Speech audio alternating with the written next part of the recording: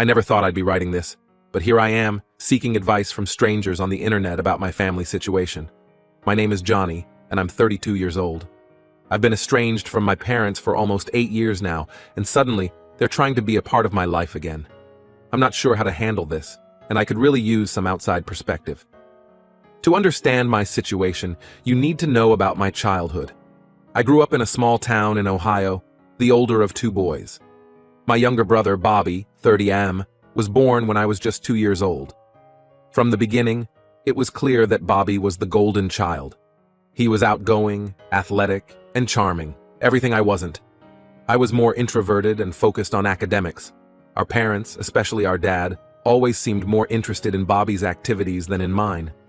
Dad was a former high school football star who never quite got over his glory days. When Bobby showed an interest in sports, Dad was over the moon. He'd spend hours in the backyard teaching Bobby how to throw a perfect spiral, while I sat on the porch with my books. Mom wasn't as blatant about her favoritism, but it was still there. She'd gush over Bobby's finger paintings and put them on the fridge, while my report cards with straight A's were met with a simple, "Good job, Johnny." I remember one particularly painful incident when I was 10. I had won the school science fair with a project on renewable energy. I was so excited to show my parents, but when I got home, they were too busy celebrating Bobby making the junior football team to even look at my blue ribbon. As we got older, the favoritism became even more apparent. In high school, I threw myself into my studies, joining the debate team and the math club. I was determined to get into a good college and become a doctor. Bobby, on the other hand, coasted by on his charm and athletic ability. He was the star quarterback, dating cheerleaders and going to parties every weekend.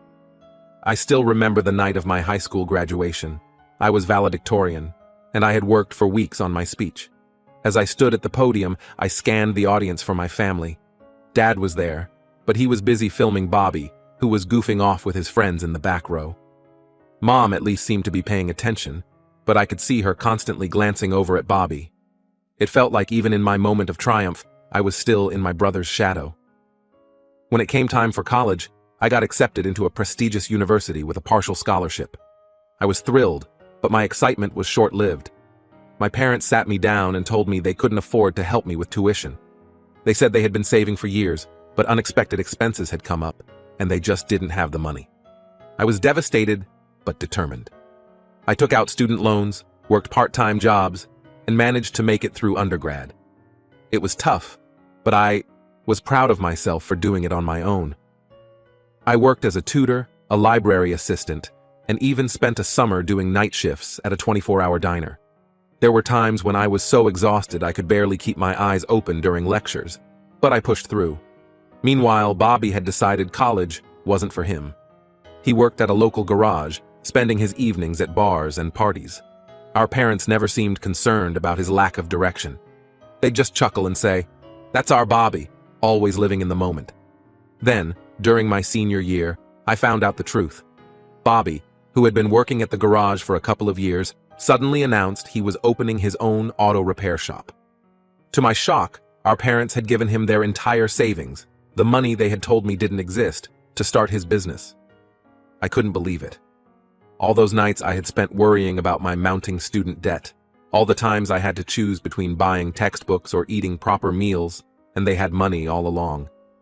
They just chose to give it to Bobby instead. When I confronted them about it, they tried to justify their decision. They said Bobby needed the money more because he didn't have a college degree, and that I would be fine because I was smart and would make good money as a doctor someday. They didn't seem to understand or care about the massive debt I had taken on, or the stress I had been under. That was the last straw for me. I finished my degree and got into medical school, but I cut off almost all contact with my family. I only spoke to them on major holidays, and even then, it was brief and superficial. I threw myself into my studies, determined to succeed, despite their lack of support. During my second year of medical school, I met Donna. She was a law student, brilliant and compassionate. For the first time, I felt truly seen and appreciated for who I was. We started dating, and she became my rock. She listened to me when I talked about my family issues and never judged me for my decision to distance myself from them. After graduation, Donna and I got married and moved to Seattle for our respective residencies. We built a life together, far from my family and the pain of my past. 2 years ago, we welcomed our daughter, Lily, into the world.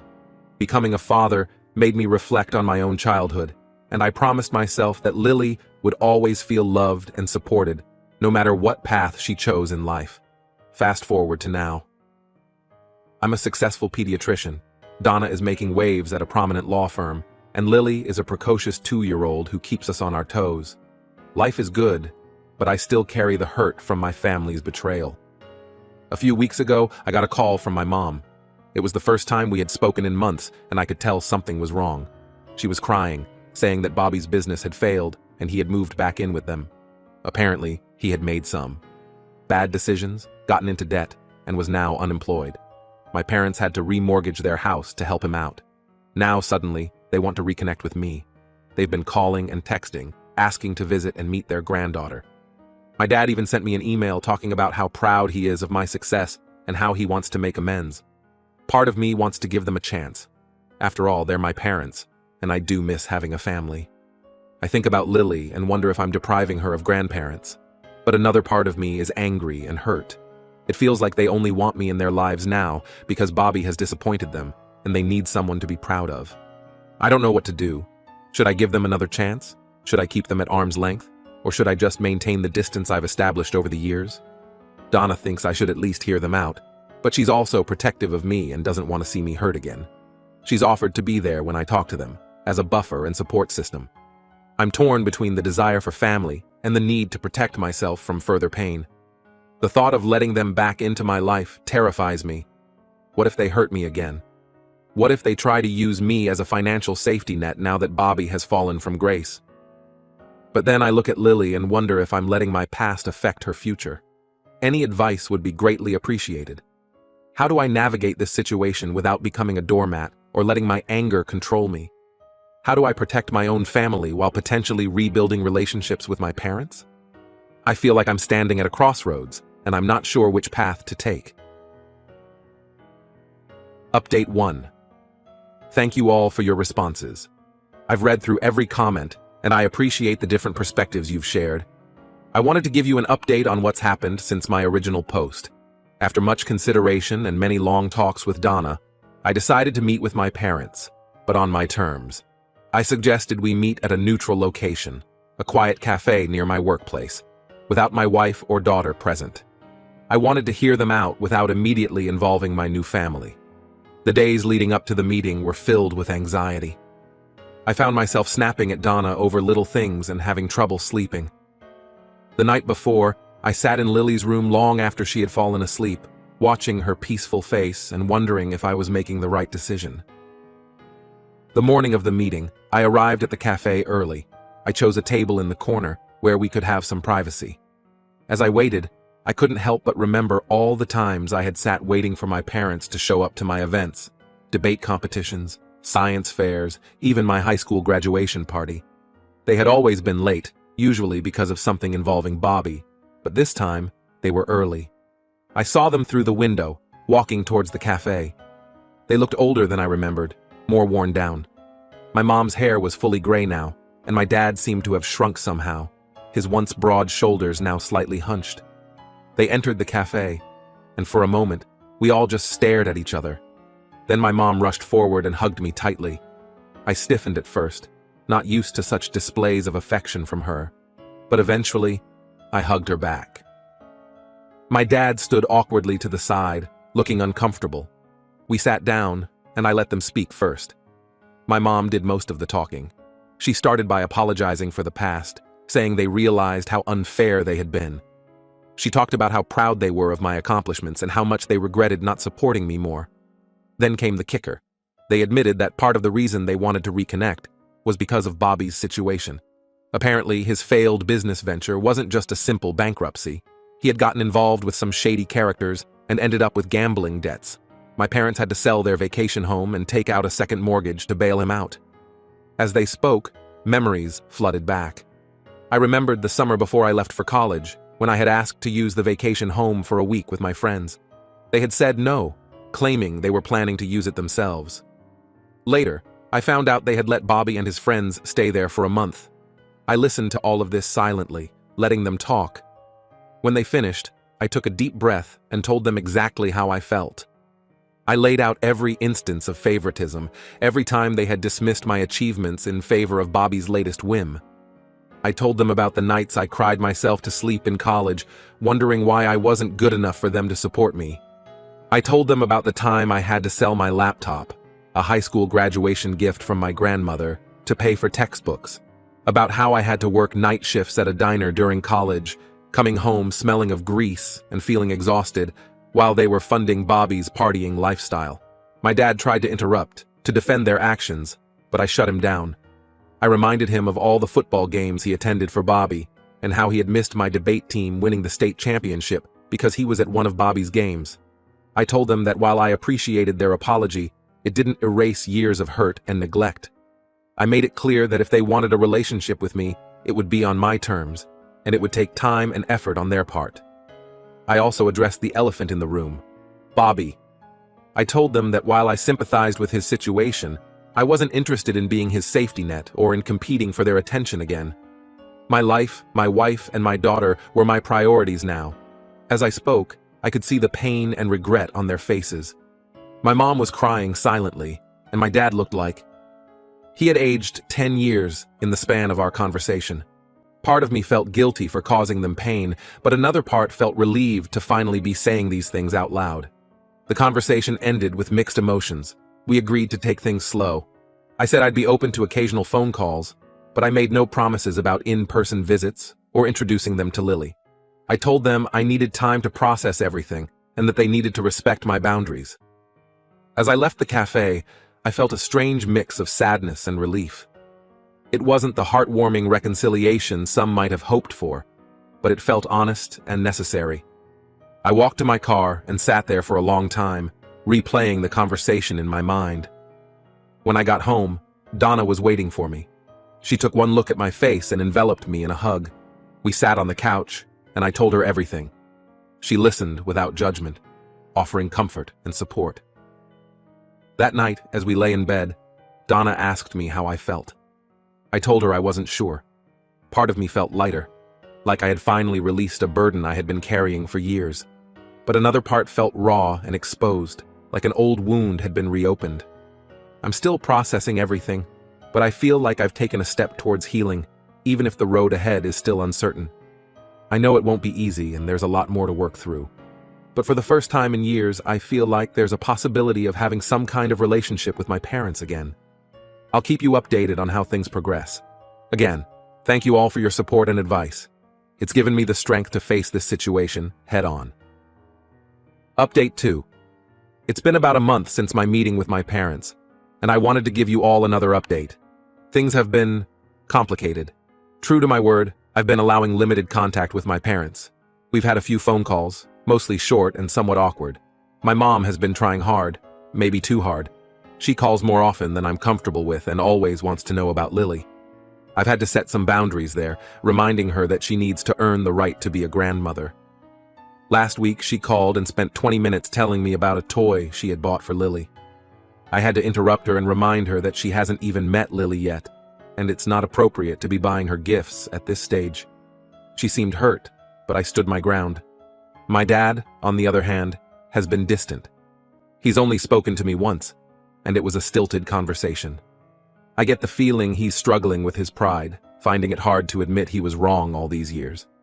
During our one conversation, he mostly asked about my work, as if he was trying to understand the life I've built without them. The real drama, however, came from an unexpected source, my brother, Bobby. About 2 weeks after my meeting with my parents, I received a long, rambling email from him. It was part apology, part plea for help.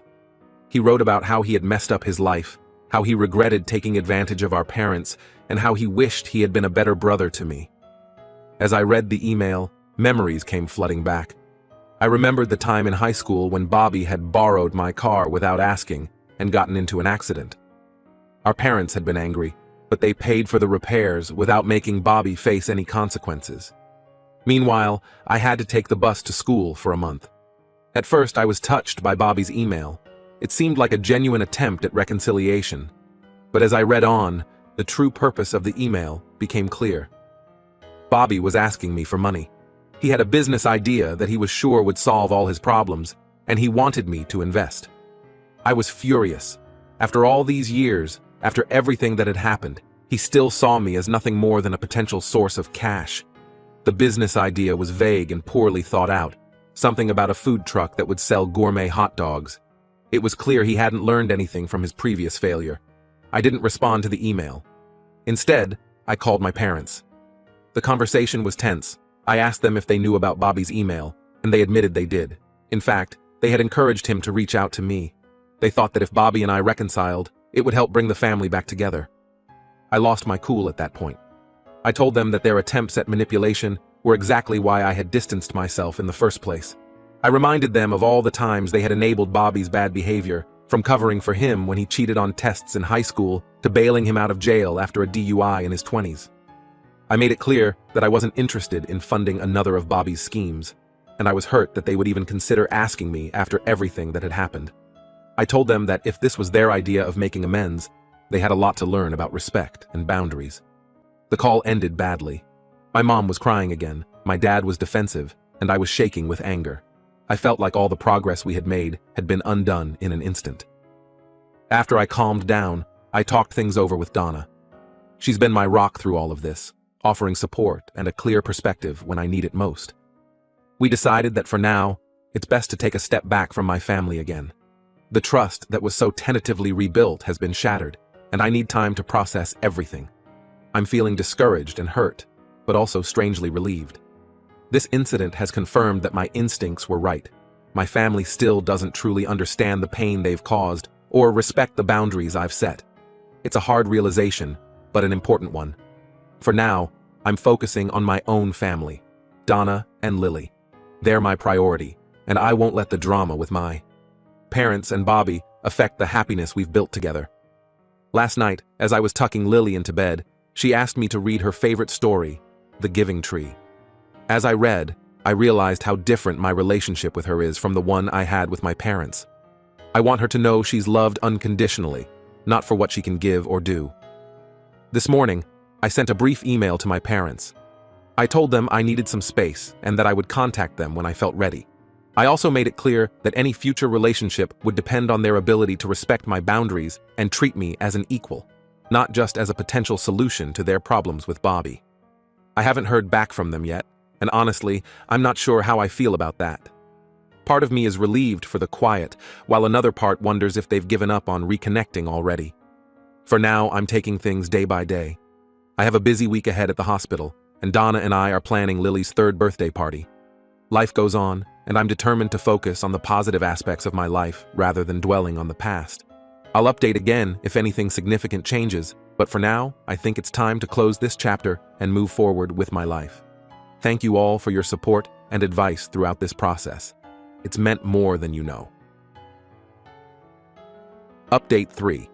It's been 6 months since my last update, and I felt it was time to share what's been happening. A lot has changed, both in my family situation and in my perspective on things. First, the situation with my parents and Bobby. After the blow-up over Bobby's email, I maintained my distance. I ignored calls and messages, focusing instead on my work and my immediate family. It was hard, especially around the holidays, but I felt it was necessary for my mental health. About 3 months ago, I received a letter from my dad. It wasn't an email or a text, but an actual handwritten letter. The sight of his familiar handwriting brought back a flood of memories. Birthday cards, notes in my lunchbox when I was young, before Bobby came along and things changed. In the letter, he did something I never thought I'd see. He offered a genuine, heartfelt apology. He acknowledged the favoritism they had shown Bobby, the hurt they had caused me, and the mistakes they had made in trying to reconcile. He didn't make excuses or ask for anything. He simply expressed remorse and a desire to make amends, but only if and when I was ready. He wrote about how he had been doing a lot of thinking and had realized how his own insecurities had influenced his behavior. He admitted that he had lived vicariously through Bobby's athletic achievements because he felt like a failure in his own career. He said he had always been proud of my academic success, but hadn't known how to show it. I was skeptical at first, but something about the letter felt different. Maybe it was the effort of actually writing it by hand, or maybe enough time had passed for real reflection. Either way, It opened the door to cautious communication. We've been talking more regularly now, usually just my dad and me.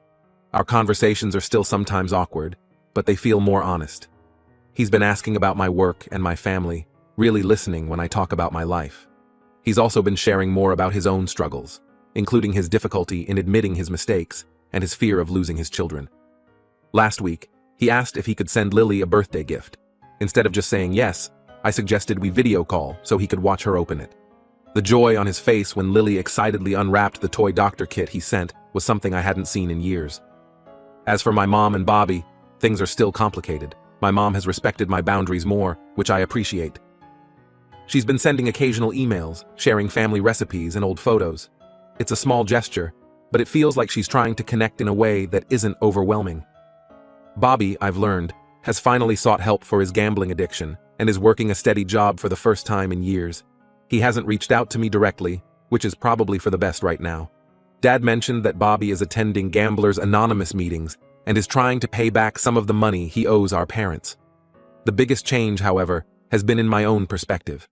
Through all of this, I've realized that while I can't change the past or control my family's actions, I can control how I respond to them. I've been working on letting go of some of the anger and resentment I've carried for so long.